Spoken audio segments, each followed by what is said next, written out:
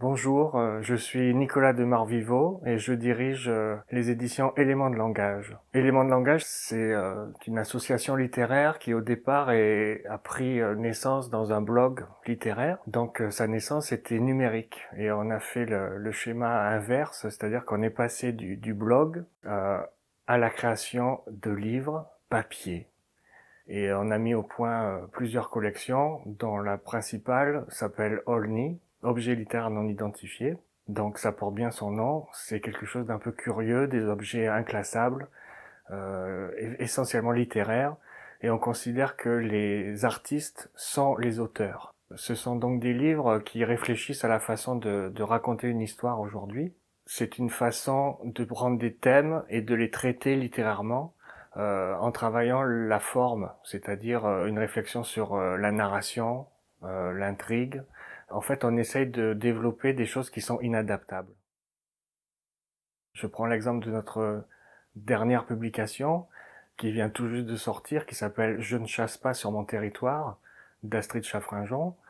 C'est un livre féministe qui suit le parcours d'une narratrice qui parle en première personne et tout l'intérêt de la structure du livre retourne sur le fait que c'est une confession, puisque je vais pas trahir l'histoire, mais la narratrice nous parle d'une prison et revient sur son histoire, son rapport aux hommes, sa façon d'être définie et prisonnière du regard des hommes.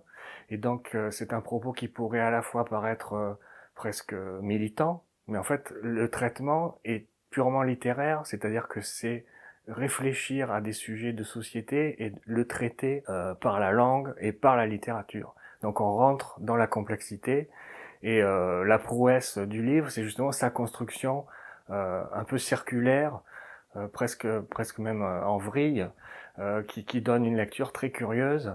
Et c'est vrai pour à peu près tous nos récits, c'est-à-dire qu'il y a aussi une création formelle, c'est-à-dire que chaque livre doit trouver sa propre forme. C'est pour ça qu'on a aussi des livres qui ont des têtes particulières. Je pense notamment à Adélaïde Paysage de Claire Ponceau, qui est en fait pas un livre broché, mais qui est un coffret qui contient une carte comme une carte routière d'un paysage que l'autrice elle-même a dessiné pendant ses longues nuits d'insomnie. Et elle a découpé sa carte en 24 secteurs, et chaque secteur est un chapitre de ce livre. Et chaque secteur reprend en première page une partie de la carte. Donc ça veut dire que si on met les 24 secteurs les uns à côté des autres, on reconstitue comme un puzzle la carte originelle. Donc c'est à la fois comme un jeu de pistes, un jeu de cartes, mais c'est aussi une façon d'entrer dans le récit, puisqu'en fait Adélaïde Paysage, ça parle d'un personnage principal qui s'appelle Adélaïde, et d'une maison qui est quelque part sur la carte qui fait le lien entre toutes ces histoires. Et en fait, on travaille sur la réception, c'est-à-dire la façon dont le lecteur va entrer dans le récit, puisqu'on a poussé le vice avec l'autrice, Claire Ponceau, de mélanger les livrets dans chaque coffret comme un véritable jeu de cartes. C'est-à-dire qu'en fait, chaque lecteur va rentrer par un chapitre différent, qui peut se lire indépendamment, et reconstituer, en fonction de son ordre de lecture, euh, le parcours littéraire de la narration complète du roman.